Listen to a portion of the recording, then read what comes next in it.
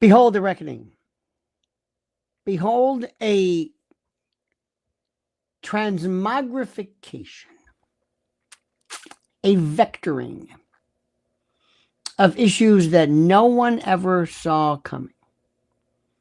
It all started with a very simple idea. This very, I don't want to say very simple, but this crime, this terrible crime involving Charlie Kirk. Remember, that is what this is about. This is not the Erica Kirk hour. It's about Charlie Kirk.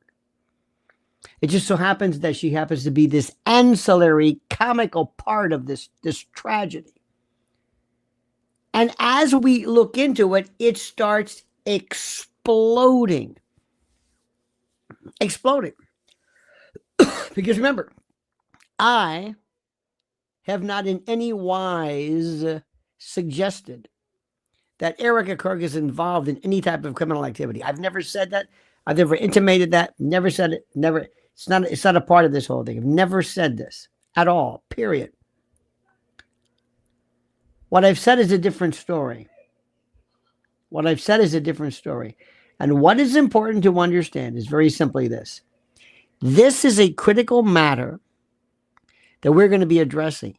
There is a new level of problems associated, a new level, a new tendency, if you will. And that is we're looking at three people that really weren't a part of this. Number one, it was Dan Bongino that we thought we were just done with. Then there's going to be Kash Patel and, of course, Pam Bondi.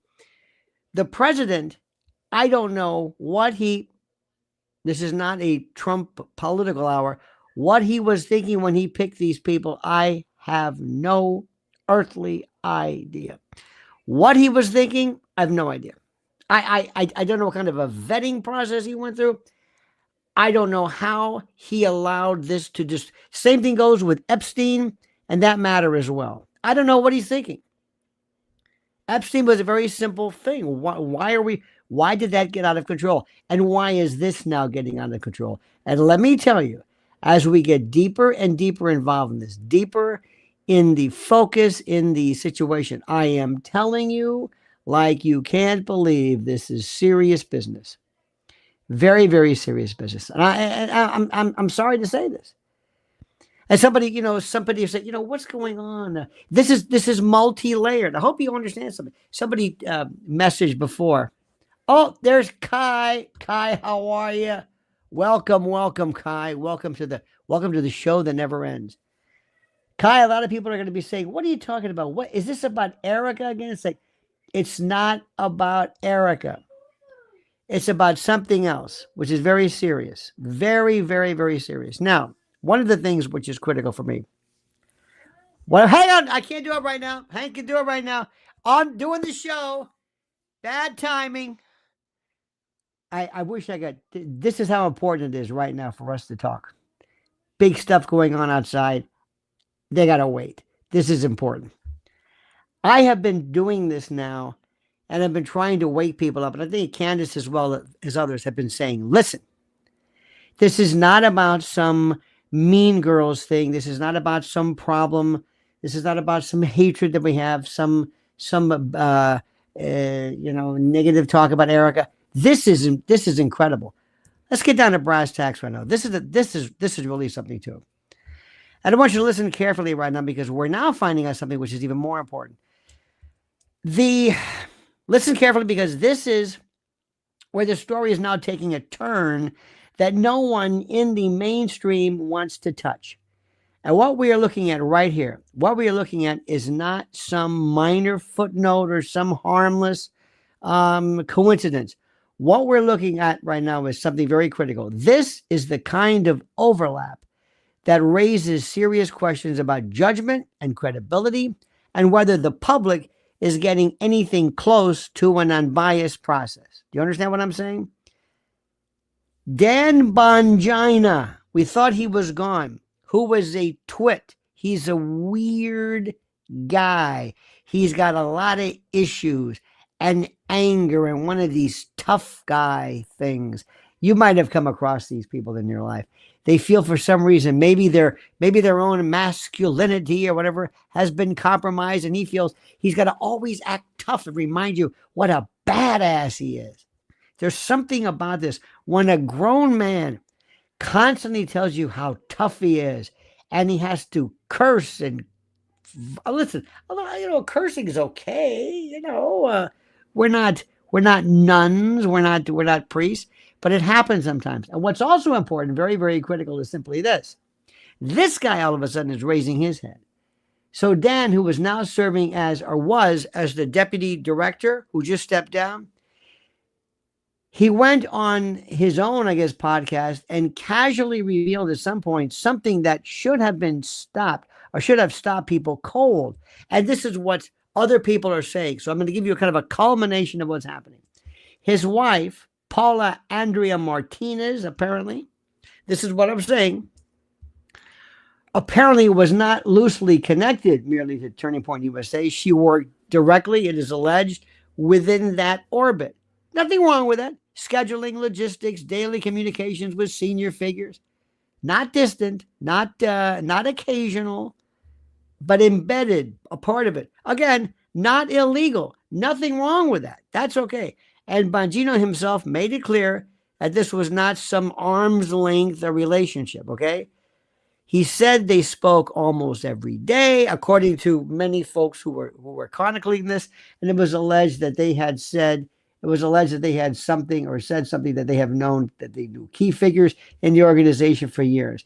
That is not peripheral, okay? Again, let me say something. That's personal. That's close.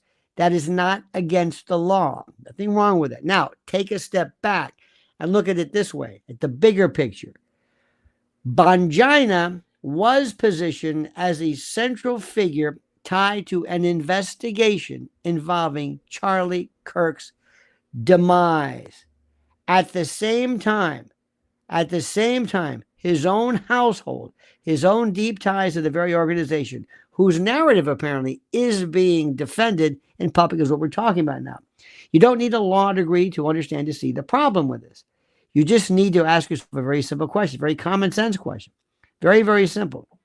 Because here is the issue.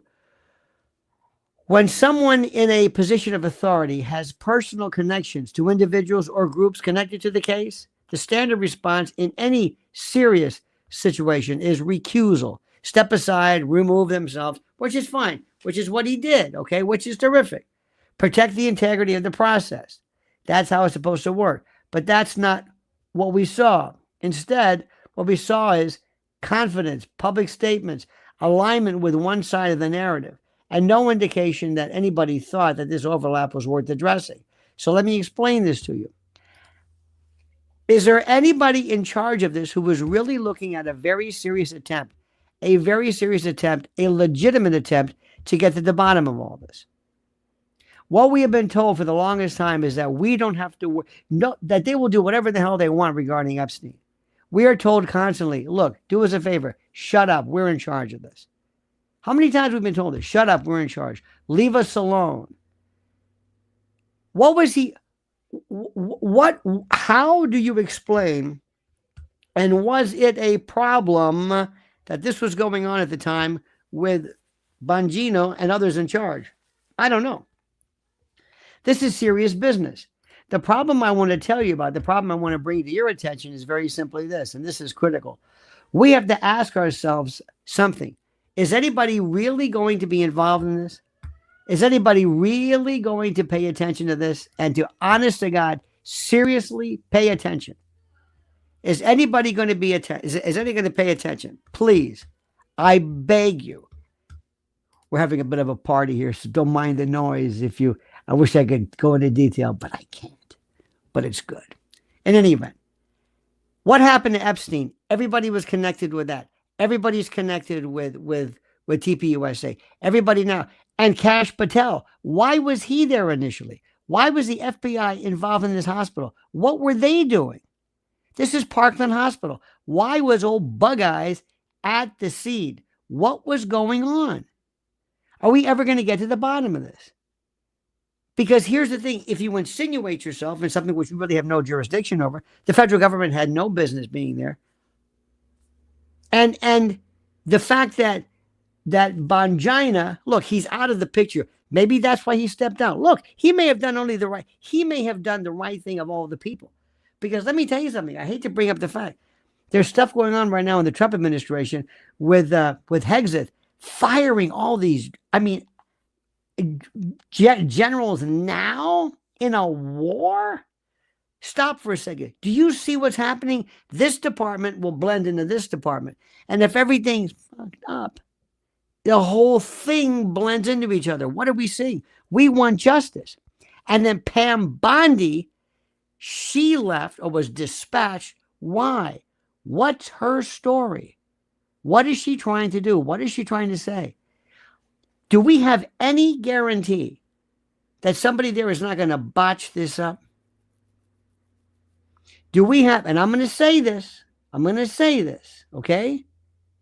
You know and I know there are very, very serious political considerations involved in what Charlie, we had suspected, or other people had suspected he was involved with. I don't want to keep playing this Israel card because I don't think that's as critical. It's not Israel, but the players in this are. So if there's something that leads up to this, if we really need to go, let's assume that we have to go to the Department of Justice or the feds, the president, and say, we really need for you to unleash the hounds to get to the bottom of this. Do you think they're in a position with all of these people entrenched? Do you think people are going to do you think that, what does Bongino know? And again, there's nothing wrong with it. His wife doesn't have to be, so she didn't do anything wrong, allegedly, if any of this is true, but you have to recuse yourself. What I'm trying to say is they're setting us up for another stalemate, another foot dragging, another joke. Look what happened with Epstein. This was terrific. This was horrible. That's why they got rid of, one of the reasons why they think they got rid of Bondi. Remember the binders and all these other people. This is wild. And I hope somebody sits down with the defense team and says, listen, I don't know where you're from, and I don't know what your affiliations are, or I don't know any of this stuff. But let me tell you something, my friend. Listen and listen good. You better really watch your back with this one. Because these people, when they get desperate, you've got a bunch of people who've never been involved in this before, ever. And you've got people who also are kind of, sort of, maybe still involved in the government. This Bongino, of all of them, he's such a weird, sniveling, his personality. He's trying so hard to always be tough to get his podcast going. He scares me because he can throw something. He still has connections with the administration. And somebody, look. If somebody feels that maybe people are heading in the wrong direction, that may be politically disadvantageous, somebody could throw a monkey wrench into the works. James says, I smile every time you say Don's last name. YouTube won't let me say it. Okay. Well, that's okay. I have a trouble pronouncing the name, I guess. This is where I start to get nervous. I start to get nervous because I see how do I say this? I see right now a weird story that's happening. I see a very kind of, not the most complicated of stories, the most complicated, but I see, how do I say this? I see a lot of stuff that's making me think like, how does this work? When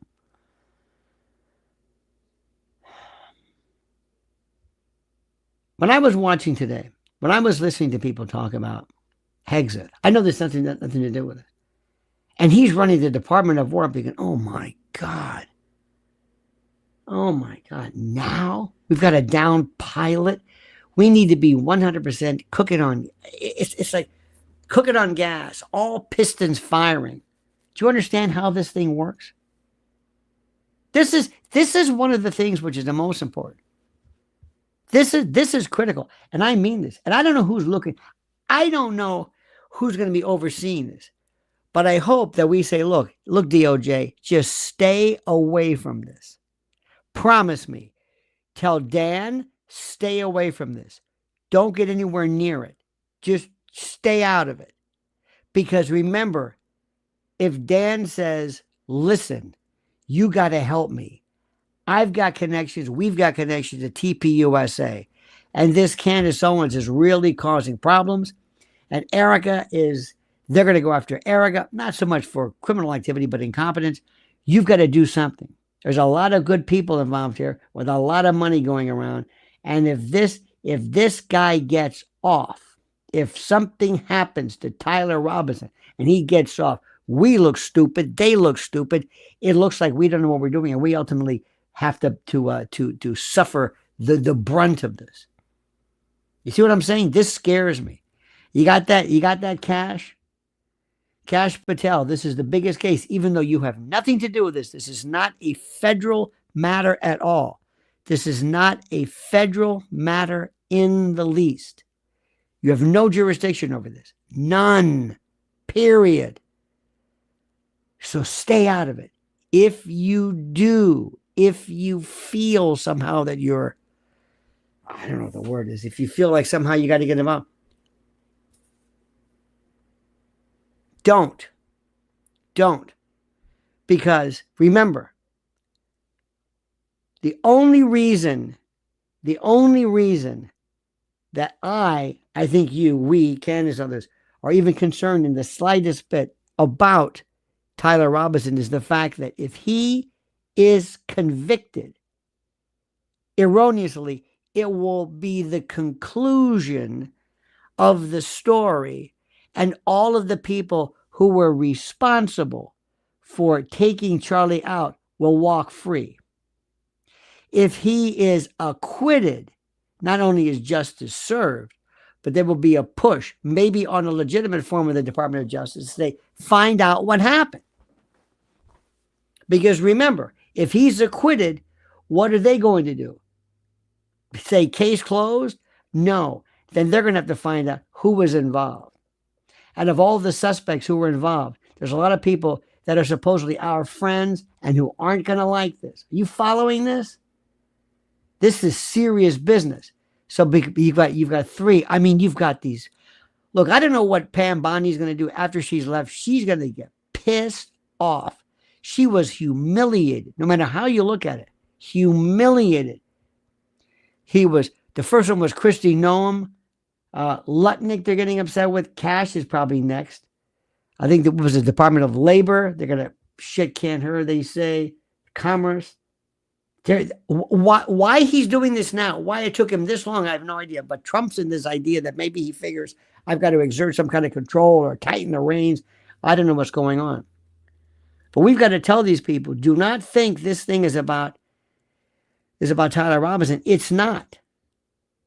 See, that's why I'm saying they want him out. They want this case disposed of, either him out of the way, which I think you know what I'm talking about, or convicted or whatever. If this case is dropped against him, what are they going to say? Okay, FBI, what are you doing? Nothing.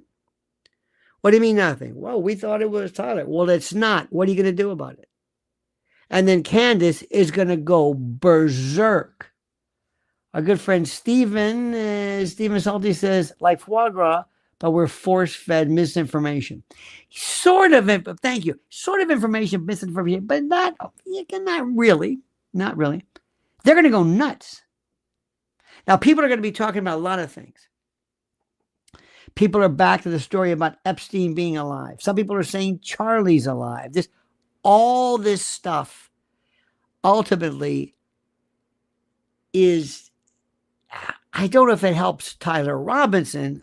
All I know is it makes, in a strange way, him look less involved, because he may be stupid, but he's not crazy. And these people are crazy. See what I'm saying? His position may be something to the effect of, I don't want to be, what am I trying to say? I don't want to be a part of this mess. Throw the whole thing out. Forget it. Find him not guilty. This is a mess. Who knows? Question is, who did it? Who did this? And I want to know, again, there's too many variables. What did they find in his body? What did they find in his throat? What did they find? What was it? Forget Tyler. What do we have? They have stopped looking for the killer. Let me say this again. They've stopped looking for the killer. That's it. They're not interested anymore. They've stopped. They think it's this guy.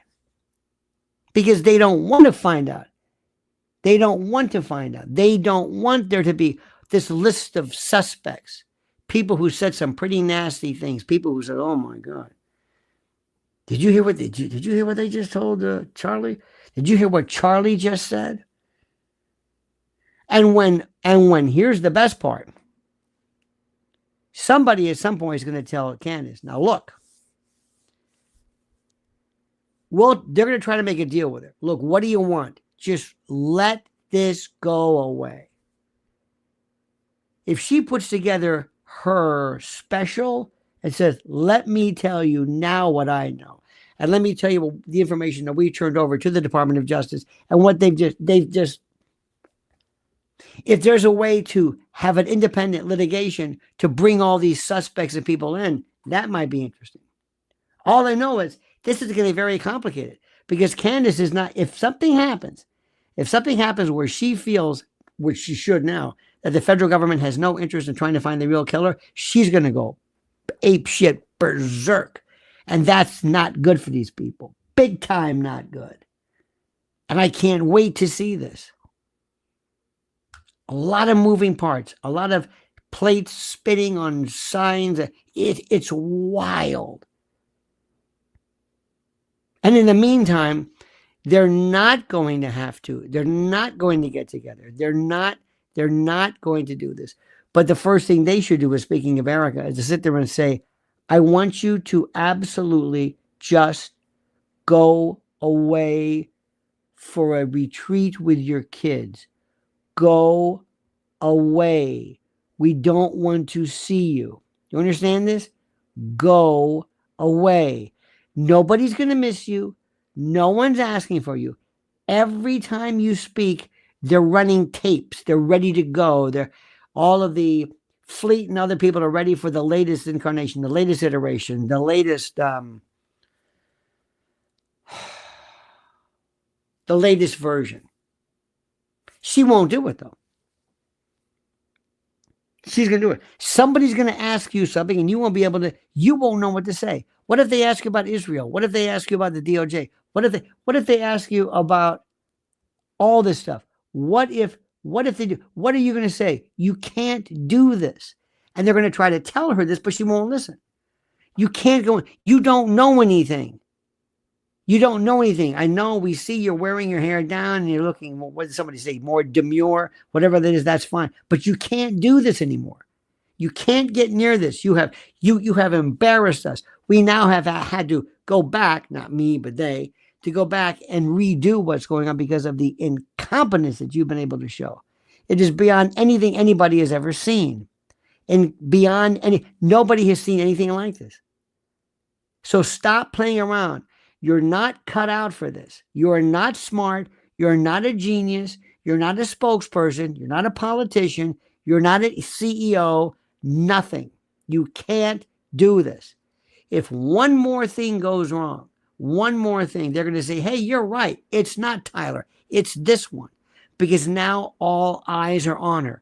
And some of the stuff that she might have gotten away with a couple of months ago or a year ago, whatever it is, months ago, I should say, 6 months ago, she can't now because all eyes are on her.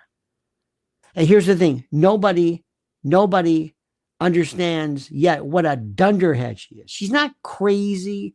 She's just not very bright. And she wants still that recognition. Somebody's got to make her go away for a while. Just go away. Change the subject.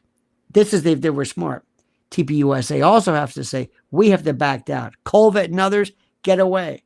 Now what? Bongino's wife works for you? Jesus, we look incestuous. What the hell's going on here?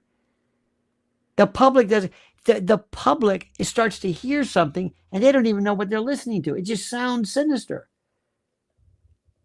And I'm telling you right now, don't be surprised. Don't be surprised if Pam Bondi, I have no reason to think, but if she could say, you know what? I know a lot of stuff right now.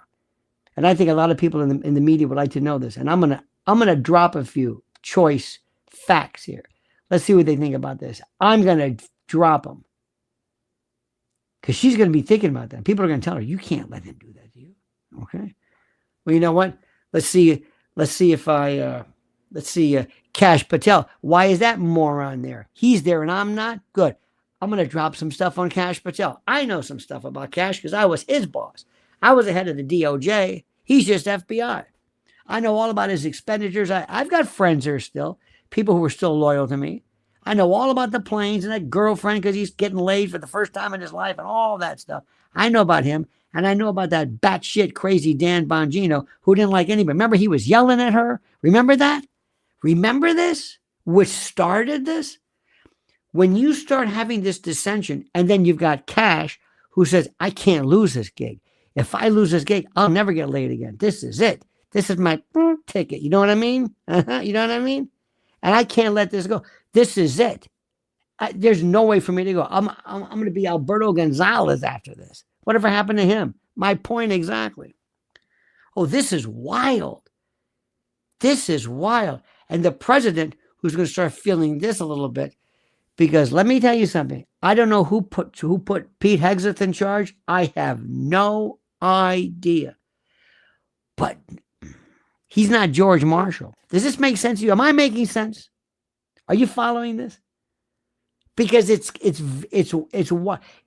less legal than it is background. And it sets the tone for how people are going to be acting. And if these people, they get dangerous when they feel kind of desperate, you know, nobody stops Kash Patel. Kash Patel may insinuate, please do throw this case, get a mistrial, be part of an acquittal. I'm telling you. And it's so funny. I love people who just mosey on up, you know, and they've not followed any of this stuff. And they say, gee, I'm surprised. You really got it in hard for Erica. It's like, that's what you take. That's your take. That's your take. Though I know nobody cares about this guy. I understand this. But the more and more I'm saying, the more and more it goes by, I'm thinking he didn't do anything. I mean, he didn't do anything. Does anybody care about this? I mean, all these other people are getting pardons. What about, he won't do it, but it's a state charge. Listen to what I'm saying. This is big stuff here.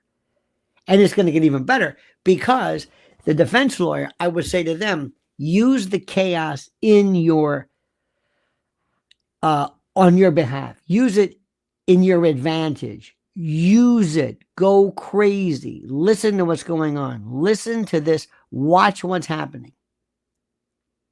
Because what's going to happen is they're going to be able to, they're going to be able to say, the state, the feds aren't here anymore.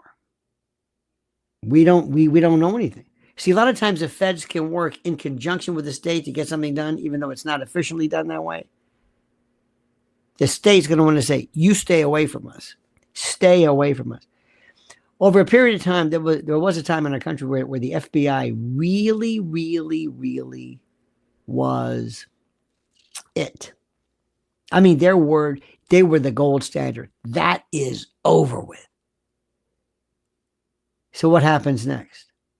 They proceed. And believe it or not, they said they need 6 more months. Okay. My advice, the judge is going to say, absolutely grant this. And listen, by the way, prosecutor, you're going to want this as well. Let this go away. Because if anything is going to be, if anything is going to happen, if there's going to be any disposition or if the case is disposed of, either because of the facts, either it goes to trial or if something, God forbid, happens to our boy Tyler, if it happens 6 months from now, it's better. People will have already forgotten it. It's too fresh in people's minds right now. Too fresh in people's minds. Do you see what's happening? You see how all this stuff works? Do you see this? You've got crazy people. And see, here's the thing. In the old days, nobody had YouTubes. Bongino, you pick somebody, that's like picking junk yogurt. Let him come on. What are you, nuts? This guy screams and yells to begin with, and you want him? He's a lawyer. You want him as your attorney general? No. That's one thing about the Biden administration. They never did that. They never picked celebrities. Because you see, Trump likes women he thinks are hot or famous or on TV or popular. He does. Look at the people's of Alina Habba, whatever her name is, Lindsay from West Virginia, Judge Janine. I mean, she's powerful.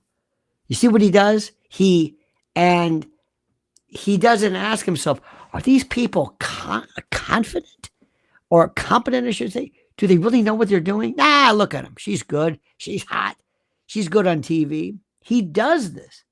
Somebody the other day, last night, says, I can't believe that you defend Trump. I'm not defending Trump at all, but I'm telling you, I know what he does. I know what he does, and this is serious business.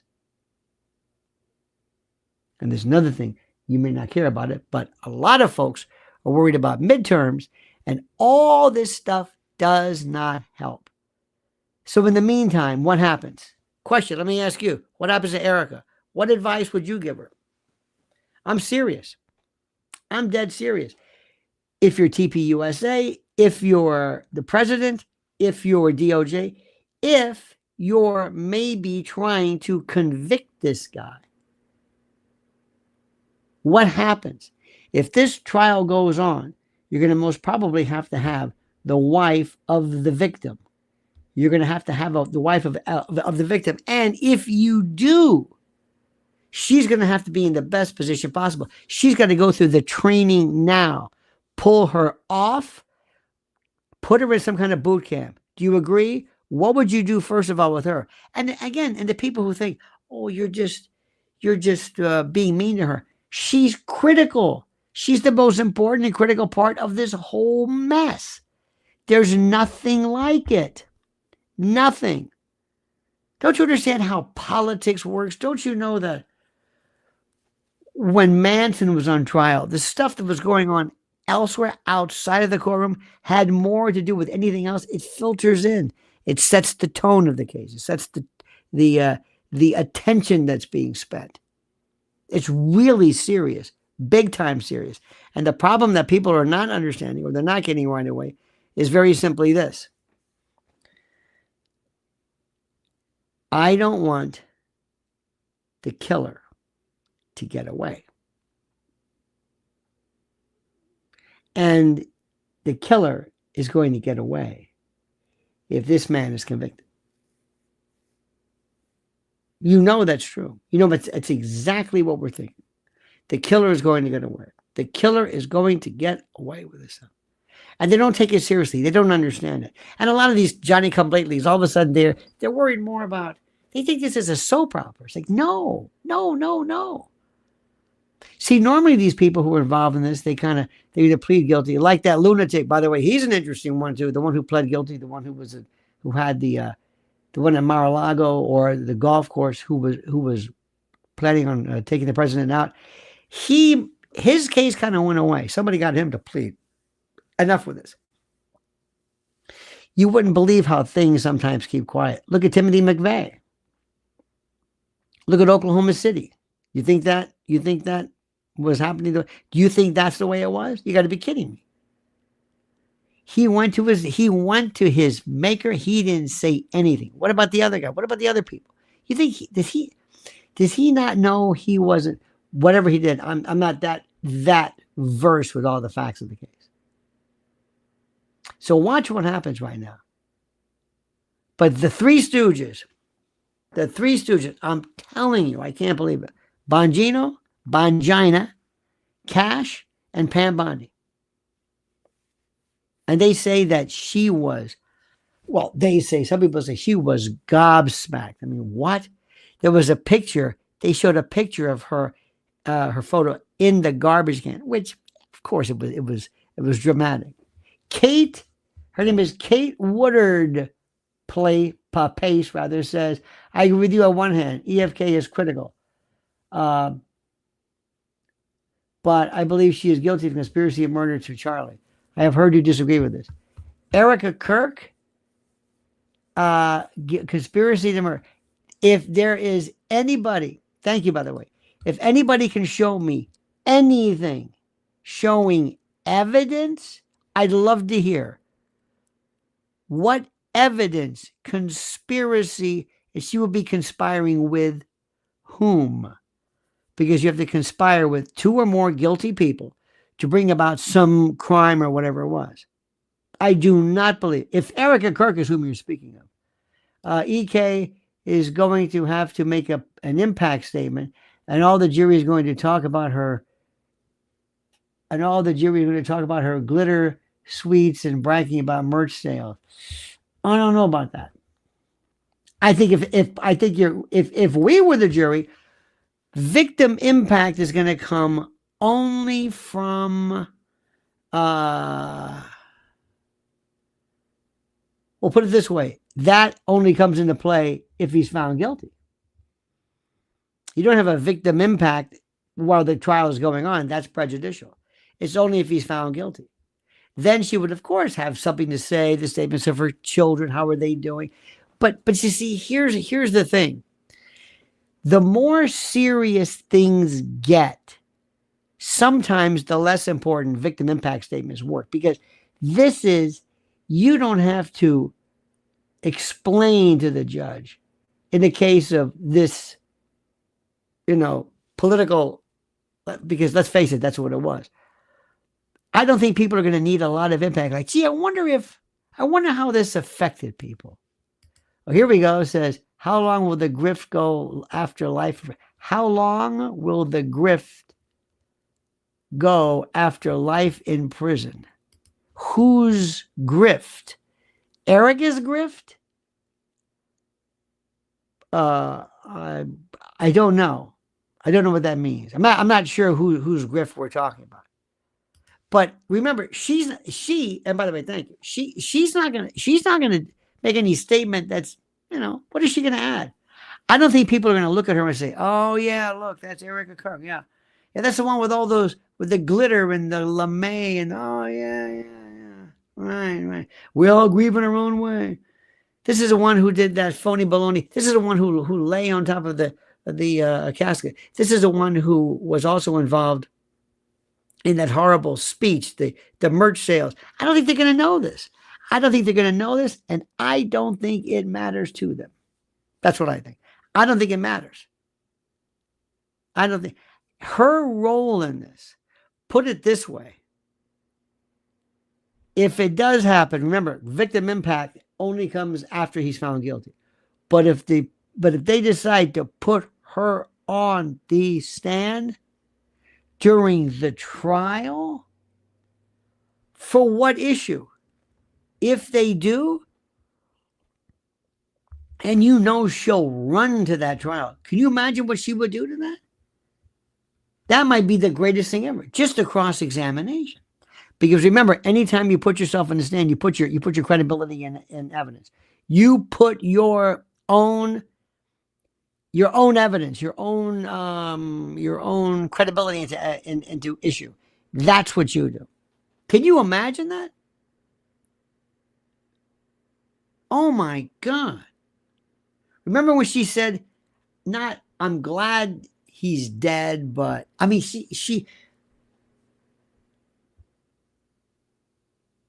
you can just have it's weird because you got to really be careful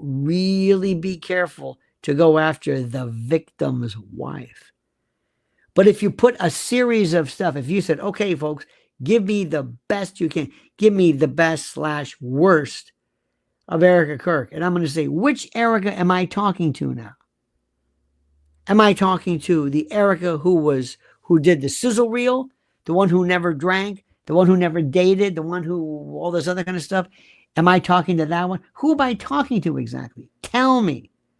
Who am I talking to? Am I talking to the person who was the evangelical who learned a few lines, who seems to be saying really nothing? Are we talking about the professional wife, the Stepford wife? Are we talking to Laurie Franz's daughter? Are we talking to the person who co-opted one of the worst pictures ever?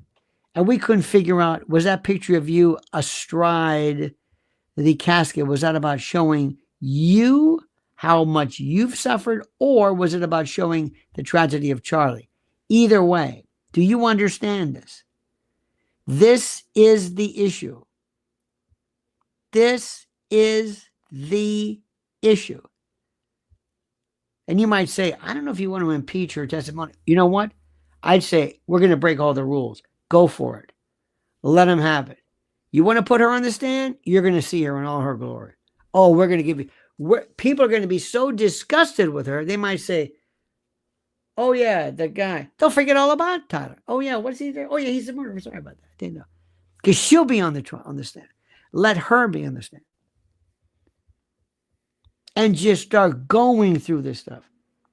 How they used Charlie. They set him up.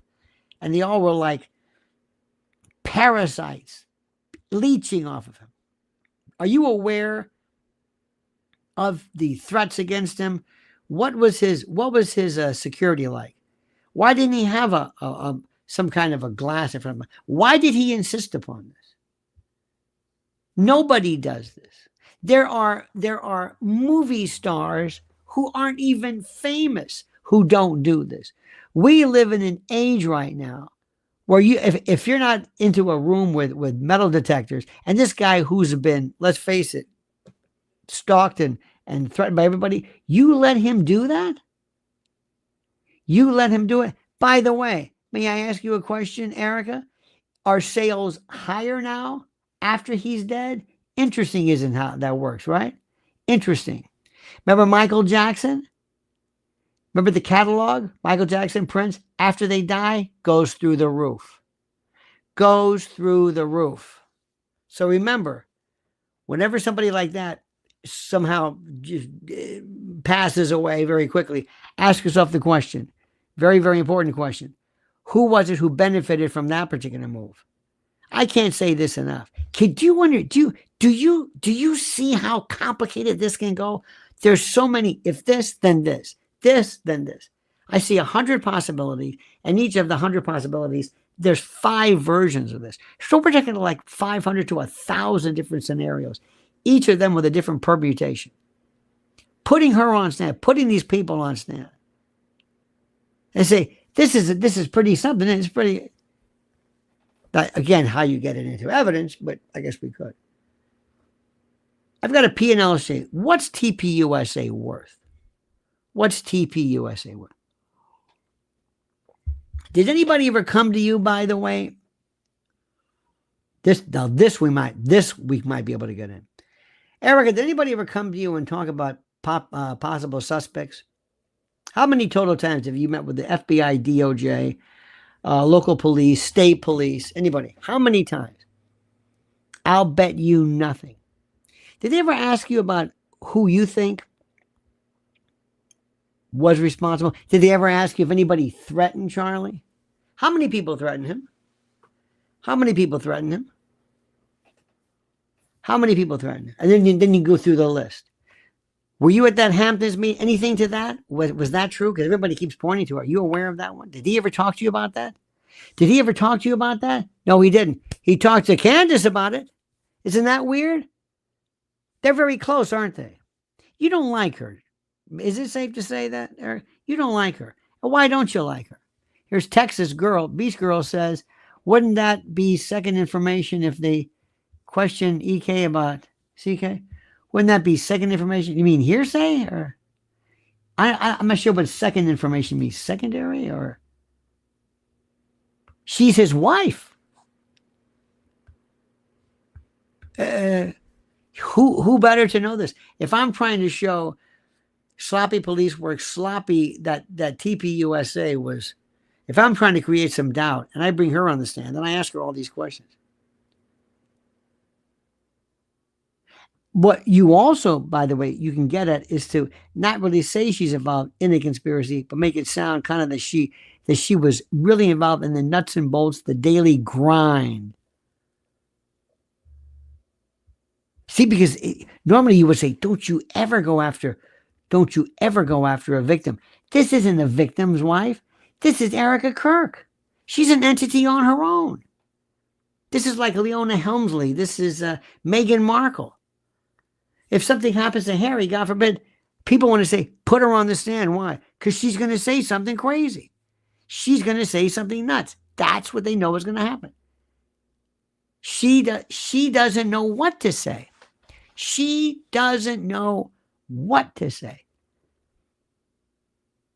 And there might be a very interesting way to get people to at least say, it's very interesting. Sometimes when you look for the people responsible, you look in places you never thought. Just think about this.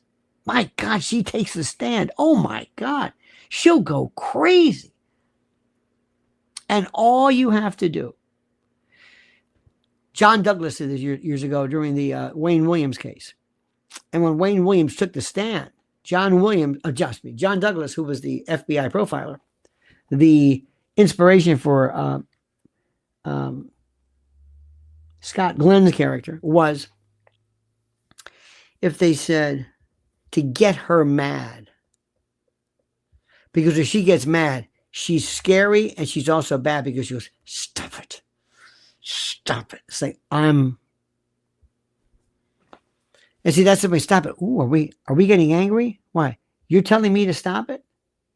Rather entitled, aren't we? This is courtroom here. You're under oath. You belong to me. You're my witness. You can't tell me to stop it. What is this? You think this is a magazine interview? You think, what is this?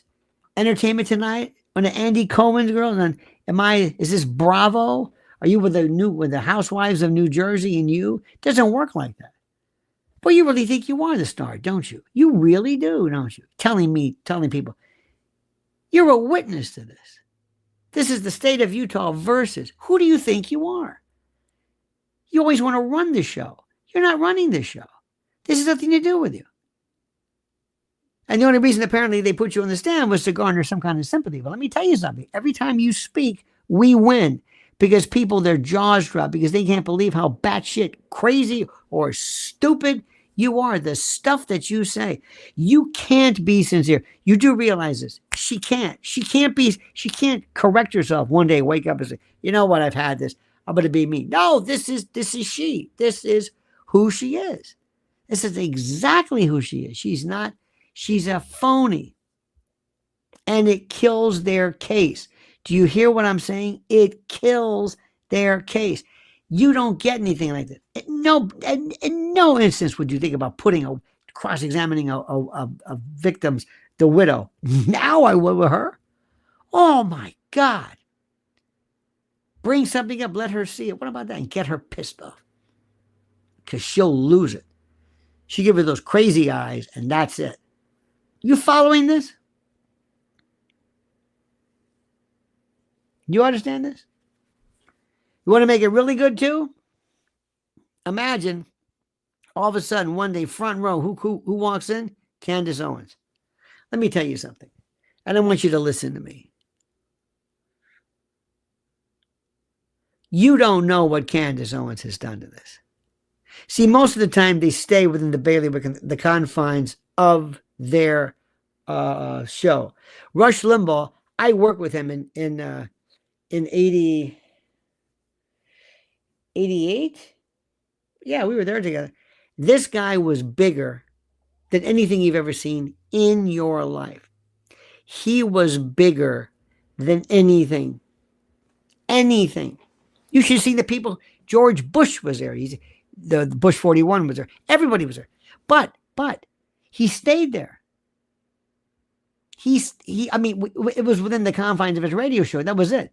Nothing else mattered. It was his radio show. That's the thing that mattered. That's what was important. It was the radio show. Candace could show up. Forget her podcast show is everything. Can you imagine her sitting in the front row? Joe Lewis did this in the old days. I told you this during the Gotti case. Remember, the Gotti people got Anthony Quinn, Mickey Rourke, Jay Black from Jay and the Americans. They all sat there. So people would say, oh my God, that's good luck, John. Yeah. I was like, wow. He must be a good dude. Anthony Quinn. Anyway, But you see what I'm saying? But if she sits there, oh my God. It's almost like The Godfather when Frankie Five Angels, Frankie Pentangeli's brother comes from Italy when they brought him back. Let me ask you, can you imagine what that would look like? Imagine what this would look like. All of a sudden, she's taking the stand, and all of a sudden, the door opens up, and who walks in the front row? Candace. She'll shit her pants. She won't know what to do. It would like, it would be, and it was objection. Objection to the gallery? This is the public. Remember, a speedy and a public trial. Those are the guarantees of the Sixth Amendment. A public trial so that people can see this. Can you imagine that? Oh my God. And she's basically also telling you, parenthetically, I'm for Tyler. I'm with Tyler. Not because I like him, not because I want to have him on my show, but he didn't do it. Or sure as hell looks like he didn't do it. Oh my God. Just knock her off her game a little bit. She'll go berserk. And remember, she wanted this, to use Jack Reacher. She wanted this. She should have gone home, be a mom, take care of her kids, make sure their emotional and psychological and spiritual health are in order, which means you got to be there every day to watch them because they need you. Their father is gone. And what are you doing? You just can't wait to go on these shows with Caroline Levitt, the two cool girls. She wants more than anything else. She is going to be the star. And that's where it is. And if you say something, if she takes the stand, and somebody knows what because remember, I told you, that's what John Douglas told him, make sure you piss off Wayne Williams. Just say something about such and such. He'll go crazy. But if all of a sudden she says something, and if I said, "You're not giving me the crazy eye, are you?" Why? I think you are. Are you giving me the crazy eye? And God forbid the jury said, "The what? The crazy eye?" Stop it. Stop it. You're not doing that, are you? Oh my God.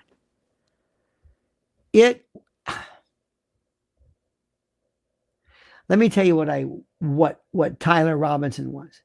He wants that jury at the end to sit back and say, I hate this case. I hate all these witnesses. I don't even care about this stupid kid. The only one I don't hate is Charlie. These other people, they're miserable. I can't stand them. They're turning into a sideshow, and I've got to be here and listen to this. And plus, jurors go in, they go back, they have all these matters outside of the province of the jury, so they're just sitting around and chatting with each other. This is a huge case, bigger than anything you can imagine. And let me also tell you something. It's so much. And pray for a weak judge. Pray for a Judge Ito, somebody who loves the publicity. Pray for that. Oh, dear God. And televised. Oh, you and I will be on this thing every single day. I would love to say, stop it. Did you see that? Did you see what happened? This is going to be. And what would I do if I represented Tyler? So fast. The defense is like this. Got nothing to say. Do a lot of motion practice. Motion to suppress. Motion to eliminate. Do not bring up the confession. Do not bring up the gun. I, sword of the Lord, says, Lionel, you rock so hard, truth prevails. Thank you, sir. And happy Easter is a very weird thing, but happy Easter to you, sir. Thank you. Thank you for that. Oh, I love the truth. See, truth is, let me tell you something. Truth is the problem. Truth is the problem. I don't have to shock you with anything. There are people who go on and they want to just shock you. Texas Beach Girl says, if they won't put cameras in the courtroom, I want Candace Owens there. She takes excellent notes. Oh, see,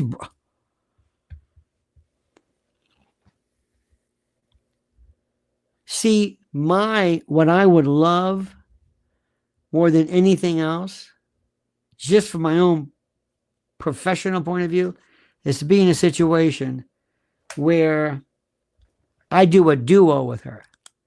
And my job is to put her over. That's wrestling talk. It's going to be easy to do that.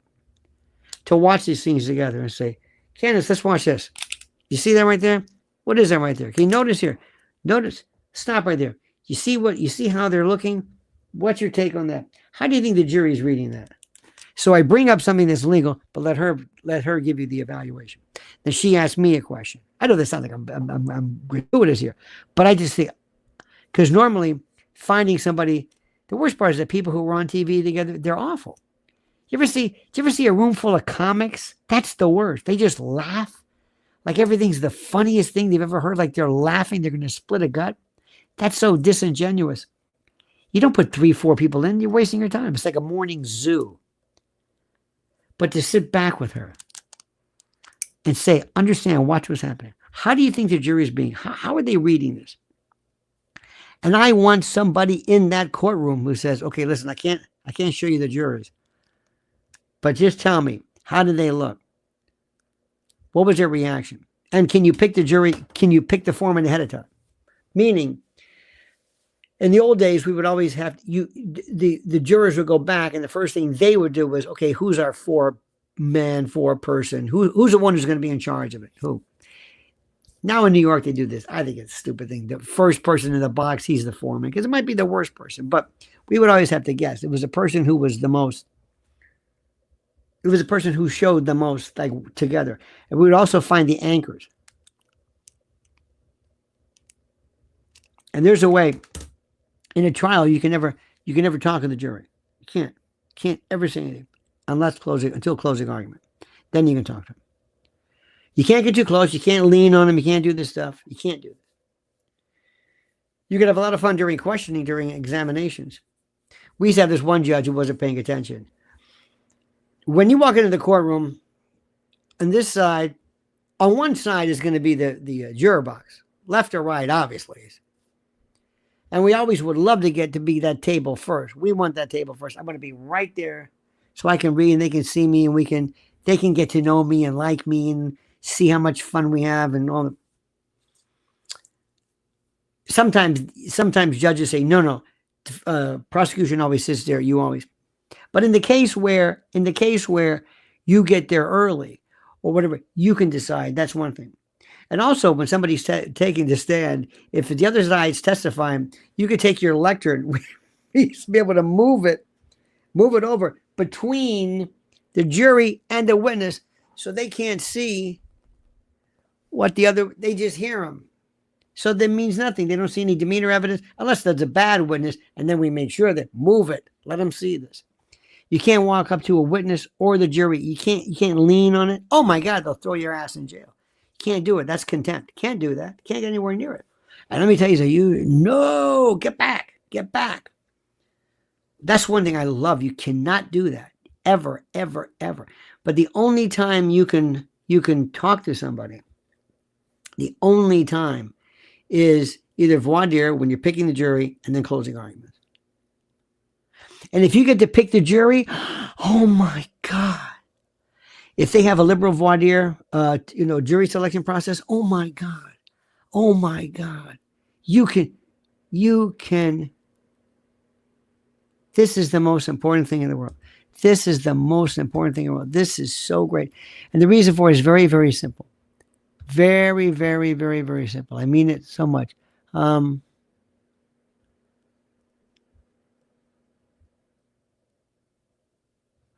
There is I'm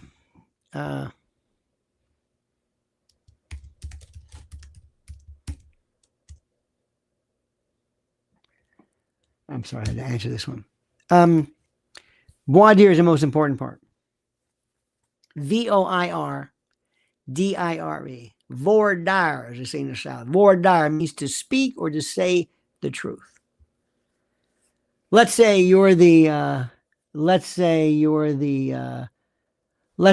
it's a Texas beach lady.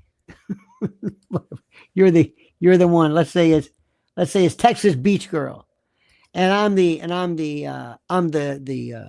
defense lawyer or whatever it is. And I get them and I read your card. I go, oh, they're pretty good. Oh, I say, oh, is this your card? It says Texas Beach. Oh, Texas Beach girl. Do you prefer Ms. Texas Beach girl? What do your friends call you? I did this one time. I asked a juror, what do your friends call you? And the other defense or prosecution, whoever the opposing side was, they went berserk. And the judge was like doing his checkbook. Literally. We had that checkbooks. They go like this. And I said, what do your friends call you? And he said, objection. And the judge said, what? Who said what? He goes, Judge, he asked the juror. I'm not kidding you. He said, he asked the juror what his friends call him. He did what? He asked the juror, he asked the juror what their friends call him. And the judge, without missing a piece, says, well, what do your friends call you? He goes, no, Judge, we're familiarizing himself. I said, well, I apologize. And they started laughing. I thought, oh, God, this is great. I got them. They love me. Why? Because when you laugh with somebody, you like them. If the person, think about the person that you hate. Think about the person that you hate more than anybody. If he tells the funniest joke, you're not going to be listening. You're going to sit there and go, that's not funny. But if somebody laughs, that means they like you. Or you can ask these wonderful questions. Yes. Miss Beach Girl. Yeah, we'll call you Miss. We'll call you Texas TB Girl, Texas Beach Girl. Have you when you received your jury summons, did you think to yourself, "Oh, what is this? What is this? A tax notice? Oh my God, it's a jury notice!" Ah! And you drop it, and they started laughing. I got another one. Objection. He's making them laugh. The judge says, well, I thought it was funny. Oh, God. I'm sorry, Judge. I'm just trying to. Because this is when you say, do you know how important your job is right now? This man, if you think you're uncomfortable, if you think you're inconvenienced, nothing like this man. And he's counting on you. Because he knows you're going to pay attention. Oh, and the media, they're like this. When you ask a witness something, remember this, in real life, look what I'm doing. You can ask somebody, were you scared? And they'll say, yes. Did you realize that he had the gun at first? No. Nobody's been watching. You do like this. You can also read something and then say, you said the car was driving, 70 miles an hour? Yes. What was that again? Say that again. It's not a big deal. It's not a big deal, but you just made him say, oh my God. It throws him off. One time when I was first brand new prosecutor, I had no idea what I was doing. So I'm second chairing somebody. I'm just sitting there. It was that traffic thing. It was no big deal. But I said, so I said, let me cross-examine. He says, cross-examine what? He said, come on, let me do it. I said, okay. Sure, whatever. So I get up there and I had my yellow pad and I said, so you said the light was yellow, right? He said, yeah. And just then I forgot everything. I realized, holy shit. I'm standing here in a courtroom in a suit and I'm asking a question. Wow. And I can't remember what the hell this has to do with anything. Nothing. So it's not going to be this nonsense about, well, when you get older, you forget. No, I was 24.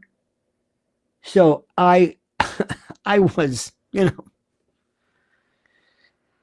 I was still, for the most part, I was still, no, 25. I was still, young, but I forgot. So anyway, so when I did this, I said, so you said the light was yellow, right? Yes. And I said, that's what I thought you'd say. Nothing further. And I sat down and people were like this. What the hell? It threw everybody off. And the guy, the older prosecutor, the one I'm second chairing, he said, what was that about? I said, I have no idea. But just pretend, just nod your head. Okay. And people were, so it threw people off. I mean, you can do it. One time, I'm not kidding you. I'm not kidding you when I tell you this, to show you how courtrooms, you never know what's going to happen. It was Christmas time and it was a DUI years ago. It was a prosecutor and they threw us. All the regular courtrooms were filled except we had to go to this old one across the street in the old courthouse. I never been in there. And of course, the prosecution, no, whatever it was, defense and prosecutor, they were near the jury box, and I'm on the other side. And I'm trying to hear the witness. It was an old courtroom. The microphones were horrible. The PA was terrible. And then I realized, oh, it must be because of the ceiling. It must be because of the way oh, I see. Okay.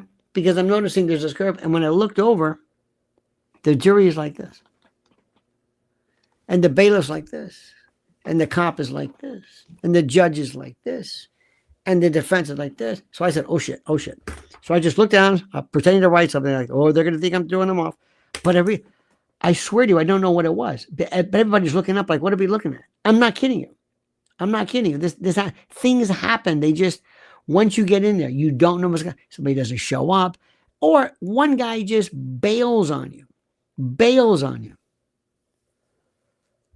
We had a case one time, I'll never forget. It was defending a woman, and the defense was it was attempted murder. Why was it attempted murder? Because the victim didn't die. Because the victim was shot a number of times in the face. 3-4 times. You know, I always said 5, but I think back, could that have even been? 25 caliber, boom, boom, boom, boom, boom. Right in the face. So I call it the face versus the head later on. But at one particular point during the deposition, this guy says, I will never forget her as long as I live. I will never forget her. Okay, so guess what happens? From the time of the trial, this is I swear to God, this is true. He shows up with the subpoena, and there was no markings on the courtroom. Didn't say division A or B or C. Nothing. It just said like court is in session, be quiet, or people would all be silent. So this guy's walking around looking, and she, the defendant who finally got her on bond, the one who supposedly tried to kill him, she's sitting there. He's a black guy. She's a black woman.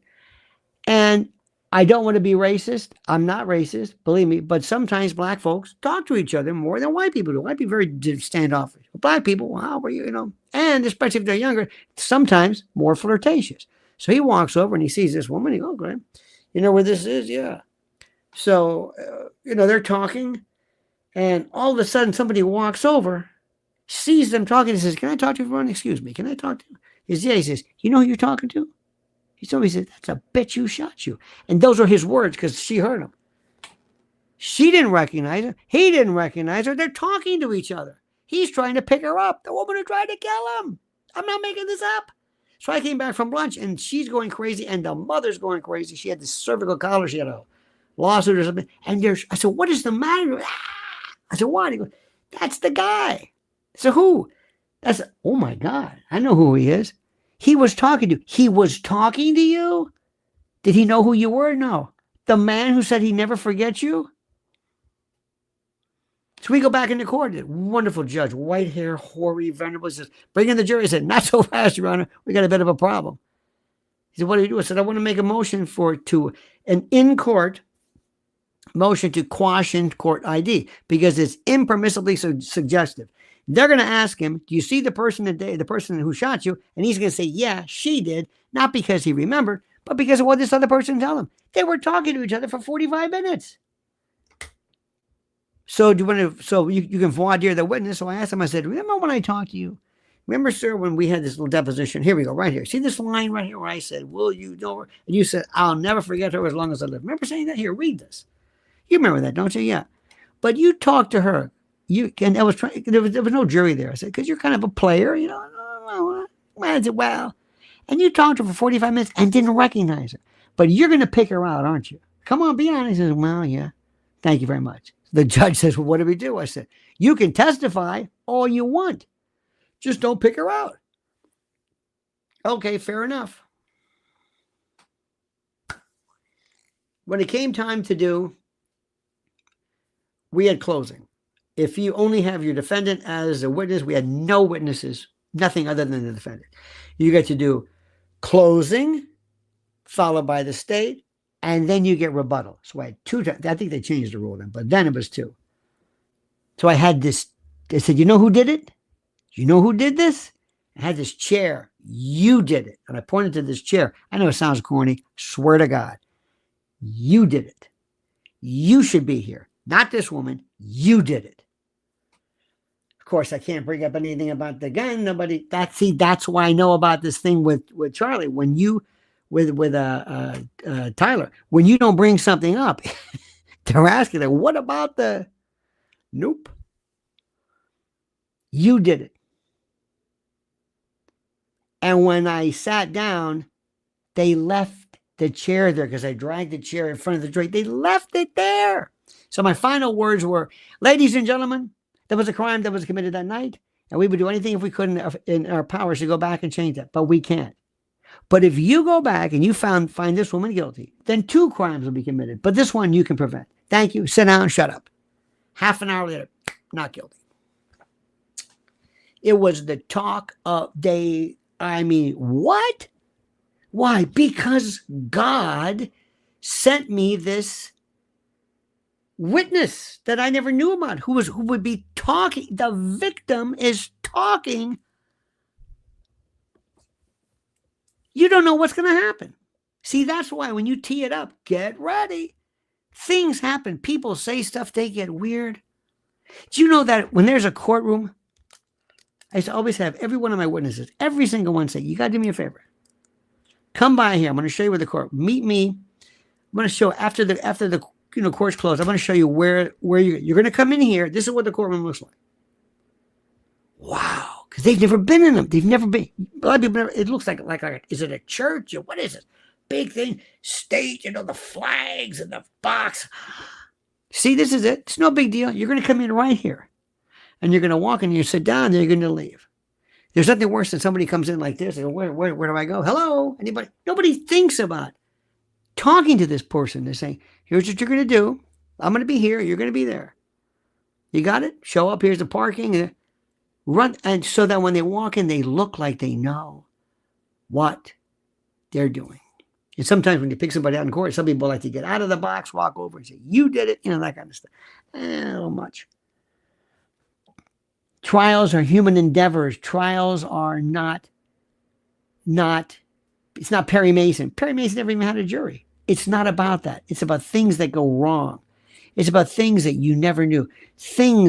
People who just don't have jury appeal. See, jury appeal is the word. This is why, look, you know why some people just don't like Erica Kirk. They just don't. Can't really put a finger on it. Witnesses are like that. Sometimes they work. Sometimes if you have a policeman there wearing the uniforms, there's a big deal. There's a big series of case law about what if you have a priest? Can he wear his habit? Will that throw you off? Well, that's like, well, he doesn't seem like a bad guy. Look, he's a priest. Maybe today it's a different story, but at one point it made a big deal. So what I'm saying is, remember this. That's why we need cameras in the courtroom. And I'm going to be there with you every step of the way. So we can stop and go, stop. Did you see that? Did you hear that? That's hearsay. Play it again. Listen to the question.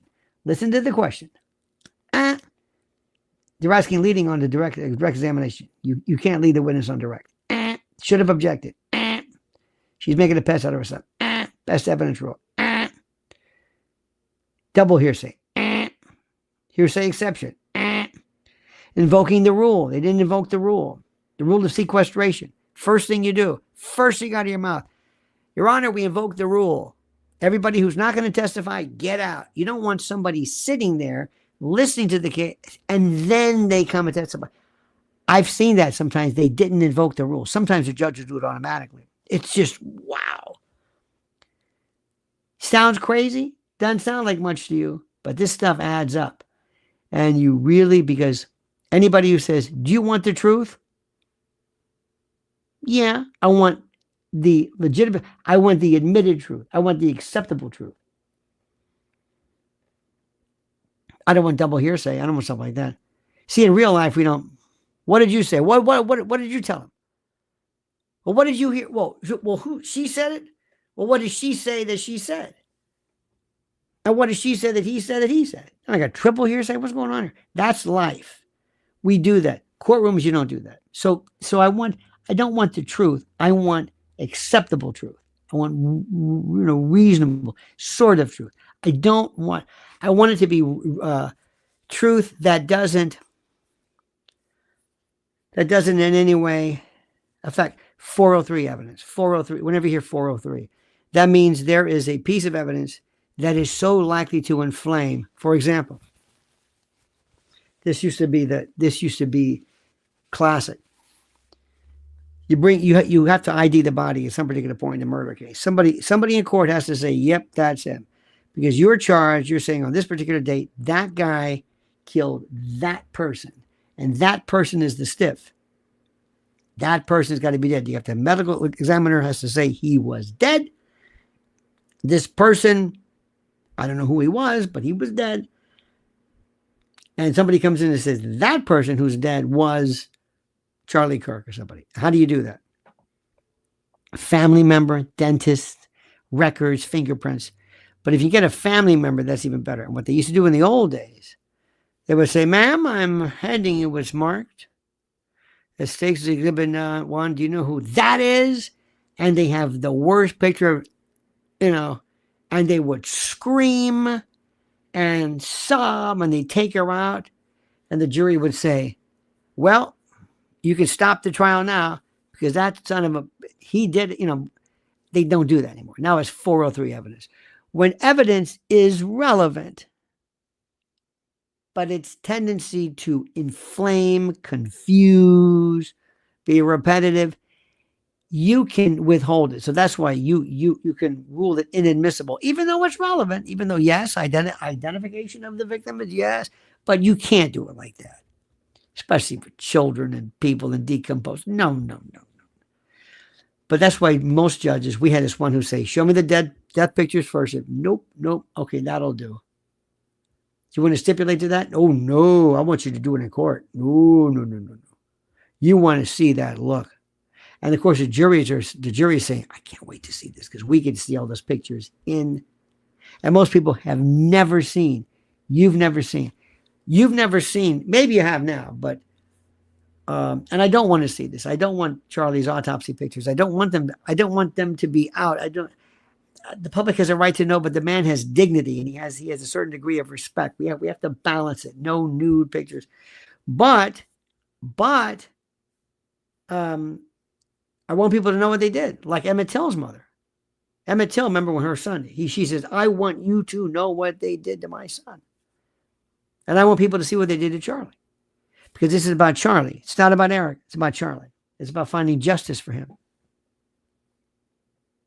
And justice for him means that this kid cannot be convicted and fooling the people into thinking that he's the guy. Because remember, if he's convicted, then the real killer gets off scot-free. And we're not going to have that, are we? Are we? No, we're not. No, we're not.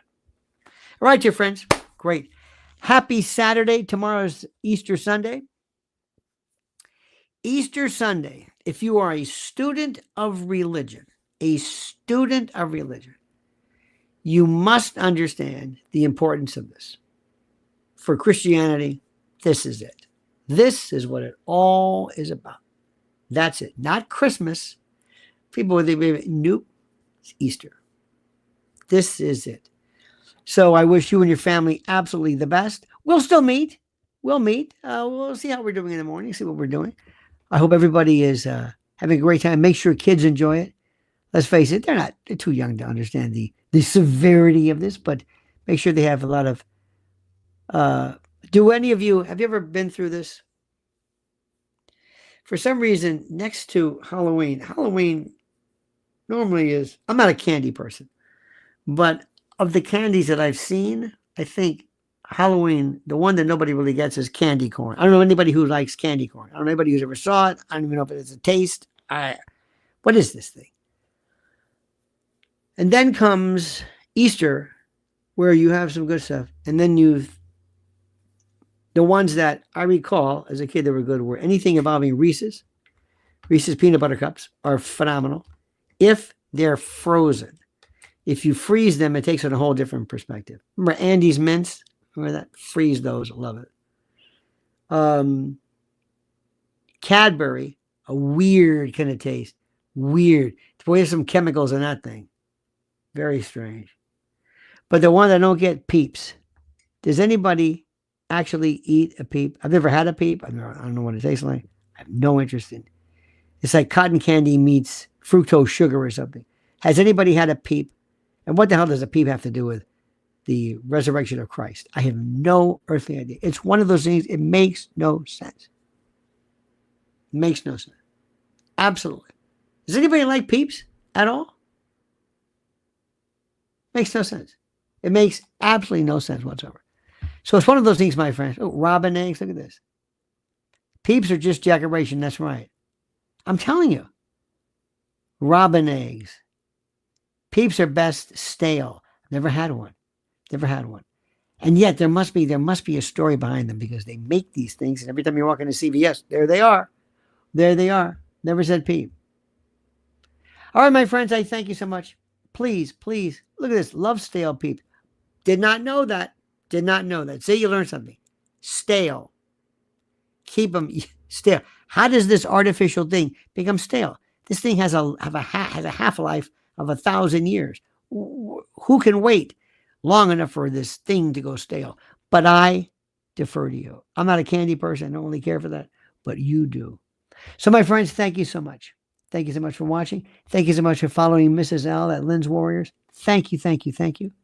We will please like the video, subscribe to the channel, hit that little bell so you're notified of live streams and new videos. And like this. We'll see you tomorrow. Again, my friends, thank you so much. Happy. Thank you for the kind super chats. Thank you for your wonderful donations and support. I appreciate it immensely. So we'll do it again tomorrow, okay? Do it again tomorrow. Give you some advance warning. But remember what the day is. And I wish you, from our family to yours, Mrs. Elamy, make sure that you know that we tell you Happy Easter. And to our Jewish friends and Jewish fellows, happy holidays as well. Passover, whatever it is, whatever the I want everybody to enjoy whatever it is that they claim as relevant. That's all, because ceremony and tradition mean something. Until tomorrow, remember, the monkey's dead. The show's over. Sue ya. Da-da.